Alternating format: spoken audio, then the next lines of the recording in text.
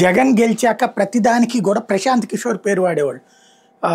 Speculation సృష్టించాలన్నా, ఓ దొంగ వార్తలు సృష్టించాలన్నా కూడా తెలుగుదేశం వాళ్ళు కూడా ప్రశాంత్ కిషోర్ సర్వేలో 20 మందికి మించి గెలవరని తేలింది, 5గురికి మించి గెలవరని తేలింది, జగన్ కూడా పులివెందులు ఓడిపోతున్నాడని తేలింది అనేది వీళ్ళు సృష్టించేవాళ్ళు. అదే సమయంలో ప్రశాంత్ కిషోర్ దాంట్లో 170, 175 దాకా వచ్చేస్తున్నాయంటూ వైసీపీ వాళ్ళు స్పెక్యులేట్ చేసుకునే వాళ్ళు. అట్లా నడిచిపోయింది. అయితే మొన్నటిసారి ఎన్నికల్లో ప్రశాంత్ కిషోర్ ఎట్లాంటి సర్వేలు లెక్కలు ఏమీ ఇవ్వలేదు, కానీ అధికారికంగా అప్పుడు కూడా అంతకుముందు కూడా ఇవ్వలేదు. ఆయన చెప్పాడని పేరు. ఇప్పుడు కేకే నట్ట వాడేస్తున్నారు. మొన్న ఈ మధ్యన 19 మంది ఓడిపోతారంటే ఇప్పుడు 40 మంది ఓడిపోతారని చెప్పేసి కేకే చెప్పారన్నటువంటి పాయింట్ని హైలైట్ చేసుకుంటూ, అది పక్కన పెడితే కేకే చెప్పిన దాంట్లో సక్సెస్ అయింది ఆంధ్రప్రదేశ్ అయితే. ఆ తర్వాత ఎన్నిట్లో కూడా 90% ఫెయిల్ అయినవే ఉన్నాయి. కానీ బట్ మన తెలుగు రాష్ట్రాల్లో సక్సెస్గా చెప్పాడు కాబట్టి మా ఆంధ్రాకి సంబంధించి అది నడుస్తున్నటువంటి కోణం ఉంది. అది పక్కన పెడితే ఇప్పుడు అతను చెప్పాడంటూ ఒకటి ప్రచారం చేస్తుంది.